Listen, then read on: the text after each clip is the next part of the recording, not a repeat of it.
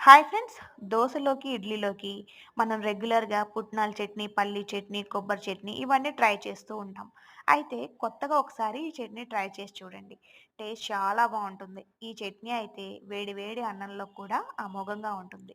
ఖచ్చితంగా ట్రై చేసి ఎలా వచ్చిందో కామెంట్ చేయండి. అలానే నా ఛానల్ లైక్ చేసి సబ్స్క్రైబ్ చేసుకోండి.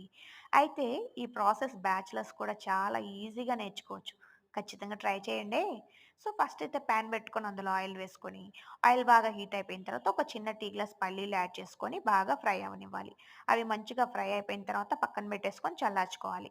తర్వాత అదే ఆయిల్‌లో ఒక 4 టొమాటోసు, ఒక 5 పచ్చిమిర్చి యాడ్ చేసుకొని, ఫ్లేమ్‌ని మీడియంలో పెట్టుకొని, టొమాటోలో ఉన్న వాటర్ అంతా పోయి ఆయిల్ అంతా బయటకొచ్చేంత వరకు మధ్య మధ్యలో కలుపుకుంటూ చక్కగా కుక్ అవ్వనివ్వాలి. సో, ఇప్పుడు ఇందులో మనం చింతపండు ఒక 2, 3 రెబ్బలు, వెల్లుల్లి రెబ్బలు, అలానే కొంచెం కొత్తిమీర యాడ్ చేసుకొని చక్కగా కలుపుకుంటూ కుక్ అవ్వనివ్వాలి. సో, ఈ కొత్తిమీర ఫ్లేవర్ ఈ చట్నీకి చాలా బావుంటుంది. అస్సలు స్కిప్ చేయొద్దు. సో, ఇప్పుడు ఇందులో సాల్ట్ యాడ్ చేసుకొని, కలుపుకొని చక్కగా ఒక 5 మినిట్స్ మంచిగా కుక్ అవ్వనివ్వాలి. ఈ టోటల్ ప్రాసెస్ ఒక 15 మినిట్స్‌లో అయిపోతుందండి. సో, ఇప్పుడు మనం ముందుగా పల్లీలని చక్కగా గ్రైండ్ చేసుకోవాలి కోర్స్‌గా. తర్వాత ఇందులో మనం ముందుగా ఫ్రై చేసుకున్న మొత్తం ఇంగ్రీడియెంట్స్ అన్నీ యాడ్ చేసుకొని, మెత్తగా గ్రైండ్ చేసుకోవాలి.